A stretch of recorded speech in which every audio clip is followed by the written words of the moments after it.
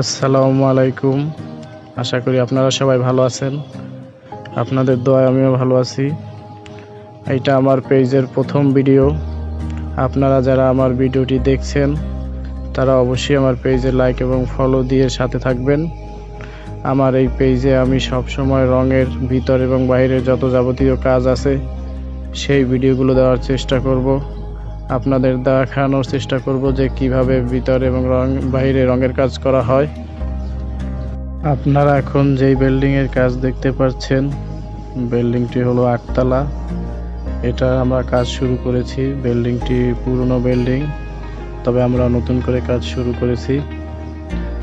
এখন শুরুতে আমরা বিল্ডিংটি ধুয়ে নিচ্ছি, কারণ বিল্ডিংটি পুরনো হওয়ায় বিল্ডিংয়ে শ্যাওলা এবং ময়লা এবং ওয়াল ড্যাম থাকার কারণে আমরা বিল্ডিং সুন্দরভাবে পরিষ্কার করে নিচ্ছি। তারপর আমরা রঙের কাজ করব।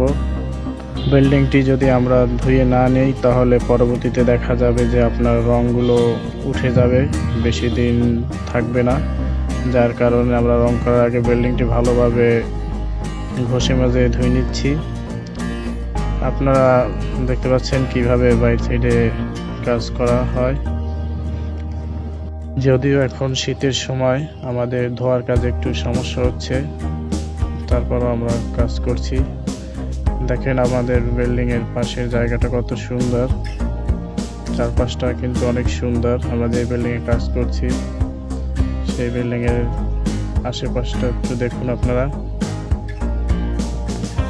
যারা আমার ভিডিওটি দেখছেন তারা সবাই আমার ভিডিওটি শেয়ার করে দিবেন, আর আপনারা লাইক ফলো করে সাথে থাকবেন। তাহলে পরবর্তীতে আমি যখন ভিডিও ছাড়বো তখন ভিডিওটা আপনাদের সামনে চলে যাবে, আপনারা দেখতে পারবেন। আর আপনারা কেউ যদি রঙের কাজ ভিতর এবং বাহিরে করাতে চান তাহলে আমার পেজে যোগাযোগ করতে পারেন। আমার পেজে ফোন নাম্বার দেওয়া আছে, আমার সাথে যোগাযোগ করতে পারেন। আমরা ভিতর এবং বাহিরের সব কাজ করে থাকি, ডিজাইনের কাজও করে থাকি। সবাইকে অসংখ্য ধন্যবাদ ভিডিওটি দেখার জন্য।